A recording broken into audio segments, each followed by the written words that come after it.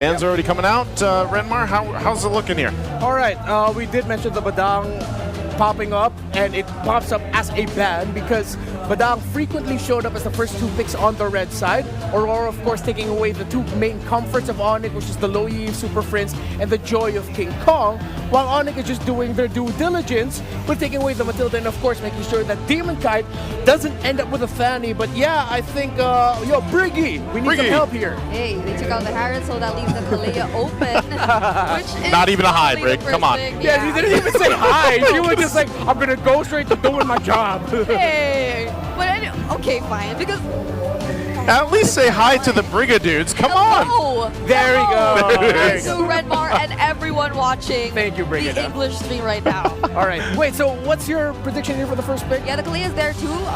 But I believe the Jushin has also appeared in some cases as a first pick for certain teams. And however, Aurora does have a tendency to go for other picks. And there you go. They go for the chip instead. Yeah, that's the other pick that we mentioned. But if I'm not mistaken, the chip is not as successful as Aurora would want it to be in their hands. Highly punishable, which means ONIC are looking at potentially locking in a Lucas at maybe the third pick. Do they go Baksha in the first swing or no? I wouldn't knock it. I like the Baksha, but I think to be safe, they might want to consider taking the Phobius or the Hilda. Yeah, Phobius Hilda. And this is Aurora, by the way. Yesterday, we've seen instances of teams just introducing other picks to counter out lineups, including the Baksha. Yeah. There were teams that sensed it, so they took out stuff like the X-Borg and all that. But it's very likely for Aurora, considering that this is Demon Kite. He's the guy you stick with the Suyo even after the patch happened. Yeah, he's also just one of the formidable players that brought out the... Wow, they go 1-1 with the Kalea. Well, all right. It seems like Kelra has enrolled in the school of Benny Cutie. The Benny Cutie. How to play 1-1. And they lock it in. It's the first two picks right instantly. And of course, they get the Kalea. I think you pick up the Jushin now if you're Aurora, or maybe something a little bit burstier for the mid. You definitely pick up Comfort for Edward. There's a Phobius. Phobius and, excuse me, a Demon Kite pick has to show up here too. A lot of Aurora has to consider, actually. Yeah, there's a lot here, and interesting. Again, you're building around the fact that you have this chip that you can utilize. We saw a lot of good usage of the chip, but also just kind of throwing the chip towards an enemy team can also cause havoc to you, and you lose those team fights pretty easily. But hold on, that's the Fredrin going to be locked in with the Granger here. Yeah, so I like this because ONIC, I think this is them picking up the 1-1 the first two picks sort of showed that a part of us kind of expected the Fredrin is coming out. Yeah. Because 1-1's great for those slow front-to-back style of team fighting, while Aurora, I like their first three picks. You have the surprise factor, the sudden entry, easy access for a Fredrin to go in, while you also have strong range damage for the Granger. Very balanced first three picks for Aurora. Yep, and ONIC right now, they can definitely take out some other heroes, particularly mid-lane heroes, which could pose as a problem, considering that they have the 1-1 in their hands. Yesterday, we did see how the Farsa has responded pretty well to these kinds of instances. It's not just the mid-lane heroes too that they're considering right now. Yeah. It's also the Phobius, which we earlier mentioned, since Aurora decided to prioritize the Granger and the Fredrin. Yeah, I think ONIC has to consider taking out the Hilda, but I remember we've talked about this before. If ONIC aren't careful, Edward might have his hands on a Benedetta by the end of this draft, considering there's a Fredrin in your jungle, a chip in Pick up a little damage. Get some good damage in there. You need that. Yeah, and if they really wanted to, I don't know if they actually would, but maybe even to the extent of an Edith. Like, he's one of the players that can also play an Edith there in the XP laner, but Benedetta would be great. Just, go for that damage. You can see here, too, just how successful we've seen the Kalea in the hands of Brusco. He's played it 6 times, 83% win rate. You always got to remember, the way that teams have adjusted to the Kalea for the most part is usually at least one Purify or double Purify that they can work around with. Okay, that was a quick response, though, from ONIC Philippines immediately after the Valentina ban by Aurora. So they take out the Faramis, which is another potential response to the crossbow of Tang, which happens later on. But that means that they definitely have to consider the picks like the Hilda, which you mentioned, because those are the kinds of XP laners which might be able to sustain things a little bit more. Also opt for an early winter crown if ever they want to. But I'm still open to the possibility of a damage XP lane. Damage XP. What else? Let's see. What's the last ban going to be here? Is it still going to be in the mid lane? they've got the choices here are narrowed down, but we already talked about how UA and Super Prince are so versatile in that lane. I think they have to ban either the Farsa or the Valier, but no, they're willing to give it. They want to pick up the... Oh, well, CC's actually really great against lineups with the chip, a slower style of a Fredrin, and ONIC immediately picking up the Juicing. Okay, so they're not going to be going for burst. ONIC's lacking burst.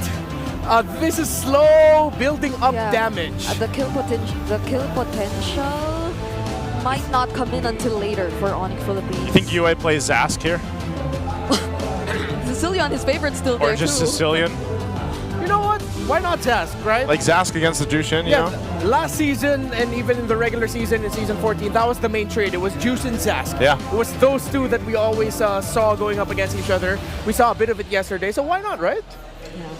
Be a good option here. Again, we'll find out when they decide to go even for that XP lane, if they're going to go and lean towards some more damage. Or there's the Arlott Fredrin combo too. Oh, yeah. That's You forgot about the Masha. Yikes. The Masha damage. The main problem that ONIC has is Aurora has all of it. They have all of the damage that ONIC wish they had. It's like burst early game, and then, you know, Masha gets the late game, and then she's the burst. Yeah. It's like, it's me now. Yeah, the damage profile of Aurora is really good. Strong map presence. This is going to be an incredibly tough fight for ONIC, because so far it looks like Aurora has won the draft.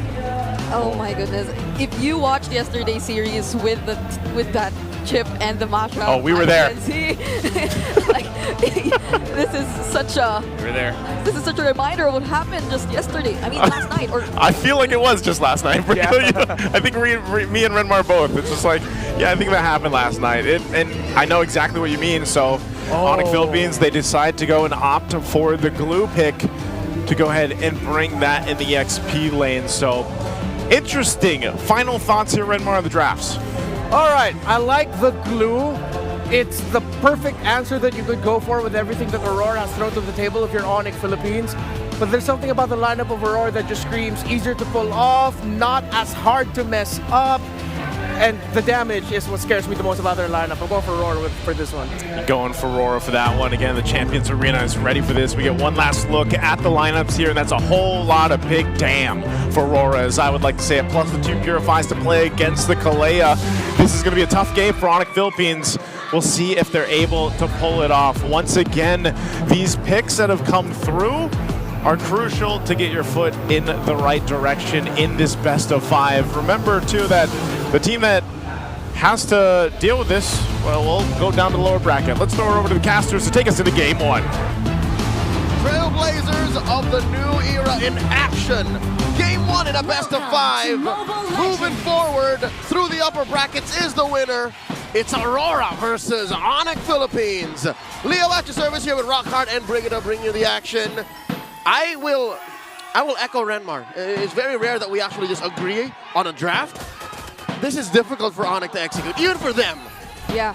Like, looking at the lineup itself, there are several counters which are already pretty much present, but hold on.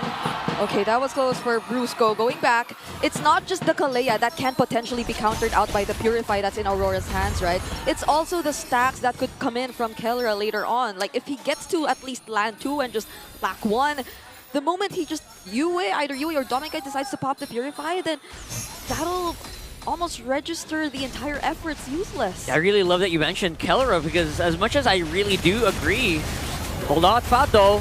Look at that. Renegade might be in trouble here. Going down first blood. No ultimates yet. No shortcut or anything. Means he's going to go down, but Demon Kai does allow him to get a little bit of vengeance, get some of that gold back in. Well, that was interesting. I mean, it's ONIC who we've been constantly talking about as a team who might be potentially lacking in terms of early game damage or even kill potential in general, but they just really went in aggressively, trying to invade even a Fredrin jungler. As I was about to say earlier, I feel like, yeah, I mean, I love the Aurora lineup, but you look at when you think about Kellera and you think about the 1-1, what do you remember, right? Like, you remember that insane 1v4 maniac play that he did on his own a few years back, and you think, you know what, This guy is scary. That's right. In the summer of 2022, this was one of Kelra's main flames, the 1-1. Personally, it's the reason why I call him the Filipino Savage, is he would play forward in your face. Now, Super Prince starting with the Crimson Beacon. First turtle up. Oh, look at that. Beautiful engagement here coming in from Kirk, but will be slowed down a little bit. Brusco can't really do anything yet. Doesn't have the Tsunami Slam. King Kong will be getting that turtle, and they could get a bit of an edge here on the coming fight, but looks like Aurora can decide to disengage. Rockhard, you don't even need it. ONIC brute forced their way into scoring that first objective. Yep, Kirk did a great job in managing Edward from getting out of his lane. It's not just that, it's also the way ONIC Philippines were able to immediately force out the Purify from US, so he barely could position himself in a spot that would guarantee space for Aurora. This is better though. This time Tsunami Slam is on, and here we go with a pincer here coming in from Edward and Renegade. They're basically tanks though. Edward's a good damage, will not be usable yet on Masha. Here comes the shortcut. They're diving in on King Kong, and King Kong gets taken down. The Sigma King falls. Now Super Prince falling back. Oh boy, great follow-up from RORA. Super Prince trying to get some of that HP back, but no go. It's gonna be a lot of bodies hitting the flow here for ONIC. And they basically show us this is how you punish others. Oh, wait. There's another engage coming in from ONIC. Are they gonna commit? This is Demon Kite though. He's really tanky. King Kong's gonna catch up. Very happy taken. Brusco out of range here with US. Feathered airstrike. Edward is a huge threat on the front. Look at this guy going 1v1 on Kirk here. Oh. If there's anything we're going to learn about that first turtle fight, is ONIC can only re-engage when it's time. Yeah. So ONIC time, that's what they're going off of, this very single-minded lineup. They can barrel through you, but only when they're ready. If RORA comes in and says, no, you're not ready, we'll flank you, it's over. Yeah, and I think this is one of the main pointers we had in the keys to victory earlier. It's that Aurora can potentially capitalize on all these overextended plays that ONIC may potentially commit in the game. And we've seen a couple of them even in early as just 4 minutes of this game. So this is something that ONIC probably has to take into consideration because they've been forcing out a lot of reactions from Aurora, yes, but Aurora has the tools to actually punish them successfully. How about Turtle 2? ONIC having a go at it once more. King Kong starting up. Demon Kite spotted him. Brusco to the scene. How did Renegade get back there? Oh my goodness, Renegade out of nowhere here. Getting another kill for Edward. This time around, King Kong is gone. No more turtle retribution available here. Shortcut is still active. They could go back if they want to. They could also bring Kirk maybe, but looks like that's not going to be a thing. They're going to just whittle him down slowly, force a flicker out, and then just keep the fight going. Why walk? That's how we got there. Why walk? And ONIC did not check that portal. Yep, there are some crazy back and forths that are happening right now. Kite didn't even need to join in the fight because Aurora has the necessary damage, or just even their mere presence and dominance on zoning out ONIC Philippines away from potentially contesting that turtle. So that's the first objective. Oh my goodness, I thought the concussive blast was actually gonna get it away from him. Yep. How tragic would that be? That would be so... A singular chip in the face of two members of ONIC with the retribution on cooldown. That would not fly. Which is normally, you know what, it's not a big threat, but then you are trying to force off that retribution coming in from your enemy jungler. That's already big. And Renegade, he's been doing this non-stop every single time he's on the chip. Yeah, I like how you mentioned that. Major flinch. That's a power play, all right? If there's anything that ONIC can rely on in the face of this 4,000 gold lead Aurora's approaching, is the fact that Kelra hasn't joined any fights yet. Yeah. The fact that the chip has the shortcut means Kite has been an active part of all of Aurora's assaults. We're waiting for Kelra to get online. Yeah. There was just this one moment though which happened just now that Kite indeed did not decide to join, but it seems like it is indeed time for Kelra, or unfortunately he might just be even forced to join in on what ONIC is trying to do from this point onwards because they're being forced to defend so many of their turrets. I liked how Rockhart did mention Renegade and how proactive he is in terms of using the chip because he comes in at the most unexpected timings. And ONIC Philippines seems like they're struggling, but they go for the engage. Yeah, that's a beautiful engagement. Renegade will be able to still activate the shortcut, and actually was enough to keep him alive, but only for a moment. Double kill for Doming though. That means that's going to be stacked going into that Granger. Now Demon Kite is on the jungle. Here on a bit of a pincer maneuver. Edward like a bullet straight into Super Friend's gonna be able to at least push him back, but no kills happening for Aurora. Flicker forward thunderclap. You know what? It's not even the fact that he didn't get a kill. The fact that they forced ONIC back all the way is worth it. Yeah, it's only been 7 minutes, but just look at how they constantly invading. This is absolute domination here. Portal is active on that shortcut, and Kirk is all alone here on the front. They can't really go near, but they will be able to take out the Hitman. Renegade is costing them so much. Yeah. It's not like he didn't die recently for another 2-for-1. He respawned, came back, and then caused them more trouble. Yeah, ONIC it feels like ONIC already know that they really have to deal with Renegade, which is why they tried and attempted to take him out, but it just cost them a lot more, especially as they have to consider the other damage dealers. They have to consider Yue. There's no one, essentially, who could reach the damage dealers at this point. Both Dom and Kite and Yue are proving to be a huge problem, and this is what you get for a glue. You get to start things front to back, or ideally in this kind of scenario, because you can't risk going in too deep. Aurora, they're the ones taking control of the entire map. They're denying ONIC's main strength. You can't even come in. It's sadistic what Aurora's doing. You saw that last turtle, how they were saying, look, look, look, turtle's at neutral, all right? Demon Kai's not even close to it. King Kong, come on, come on. Oh, full-scale denial. Yeah, if they do that, King Kong gets punished, then comes Kirk! And they're trying to do this. Kirk is the one trying to do the punish, and the stick gonna come in. Yue is so far away from home, though. Shortcut is active once more, but this time around looks like a better engagement coming in from ONIC, using that Tsunami Slam to isolate Renegade. Yep. And Kirk got away with it. So this is the first win for ONIC since that first turtle. Yeah, the shortcut was was launched right after the Yue actually used the Wings by Wings alongside Kirk with the grab. So he were able to, or Kirk was able to take advantage of that shortcut that was readily available. And the fact that ONIC during that team fight were able to split up or even just zone away the damage dealers, again courtesy of Kirk, they were able to take advantage of the entire scenario, punishing at least one member from Aurora, but this still doesn't change the fact that there exists a 6K gold lead in favor of Aurora. All right. It's a blessing to know what's wrong. And so far, ONIC has figured out that if we divide and conquer, we can cut down that lead. We can get away with free wins. But Aurora, they're still in the driver's seat. Gas, pedal to the metal, and look at that. Edward is not letting up. These holy shields are going to go. That's right. Just like what we saw like in the games yesterday, right? Exactly what Free Martizi has been doing. This Masha really starting to get into form. Yep, and that Masha is on the way to a second item BOD. So imagine if actually Renegade gets to look for the perfect target with the shortcut and then just calls for Edward to try to burst him down with all the thunderclaps that are readily available. And now ONIC needs to watch out for that portal near their purple buff, because Renegade might decide to come in anytime, and that's exactly what they're doing right now. It's a favored portal for Renegade. And again, how unfortunate that it's close to the Lord too.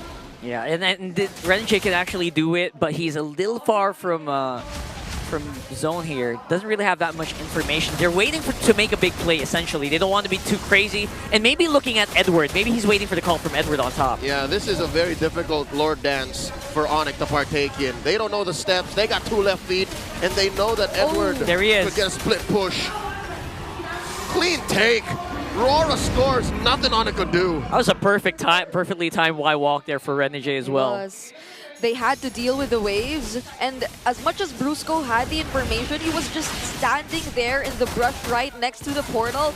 There was nothing they could do because there were other things that they had to deal with. Again, the waves, and you couldn't contest an objective that was already almost burst down here technically by Aurora. There's the Winter Crown pickup, by the way, as well by Demon Kite. So you could expect them to play this a little more aggressively because they can just bait out that crossbow of Tang. Yep. The way that Demon Kite is building this Fredrin, again, he's very comfortable with the hero, not just because the resurgence of utility junglers is he having to play this. He's used to the old Fredrin. About 2 years he had to play the Fredrin to stay on top of MLB BE Sports. He's building it very efficiently. Antikiras, Radiant Armor, and then the aforementioned Winter Truncheon. Like, literally, he is just a wall a walking brick house. Yeah, he has to be the wall for Aurora at this point because Edward is literally going full damage here, or so far he's going for the damage items. And Renegade, he picked up the fleeting time, and now they might actually look for another kill. That's a very early feathered airstrike here activated by Yue, forcing back ONIC inside the base. Go Turtle for the meantime, although we have a Lord. They're doing the big defense. And it's really hard to actually get near, but at the same time, RORA can't really touch these turrets too much as well because of the threat of the Kalea. Yeah, how unfortunate is it that we went past 12 minutes by the time the waves were in sync and approaching their base turrets. It was very fortunate for ONIC that they didn't lose a single base turret. But that was enough for Aurora to deal damage to almost all of them. And now, though... Oh, this could be big here. Renegade getting pulled back in. Shortcut is active, but he will go down. There goes Kellera with the crossbow of Tang. But Kirk, their big front line, is now out of commission. They're going to have to back off here. 2 for 1. Again, the Hitman capable of buying so much away from the Super Famine. Oh! Kellera Wintertron! Oh my goodness, that win chant was right on time. 1 second less, and that could have been it. We'll stay alive for the meantime, though, and we'll still allow ONIC to clear. Yep. Airstrike coming in from Yue, but they're just zoning out ONIC. They don't want to go away without taking a single base turret from ONIC, and there's 30 seconds before the next objective, but it's just looking very rough for ONIC, considering that even when Kellera was able to dish out the crossbow of Tang earlier, and despite the presence of the Corrosion Scythe with Tonker and the Has Claws, we barely felt the damage towards the members of Aurora. Between the 3 items, 4 that Kellera has, I'm guessing it's all utility right now. Yeah. Lifesteal, the attack speed, the extra farm with the Wind Talker, the Wind of Nature. Penetration. Invest in...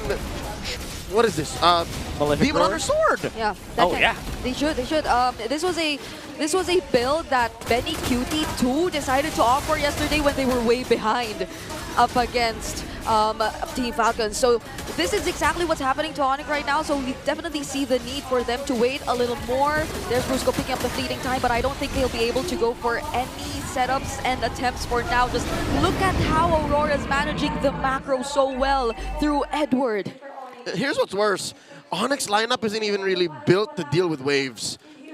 I'd put their wave clear on a scale of 1 to 10, like a 6.5. Yeah, 100%. I feel like they also know this, right? That's why they're not even trying too hard to go for the contest on that Lord. Yep. Oh God, Lord's inside the base. What a synchronized push by RORA! This is a huge push. There's just no way that you can deal with all of this. Everyone is clumped together with a big feathered airstrike from Yue, and that's gonna be it for game number 1. It's gonna be RORA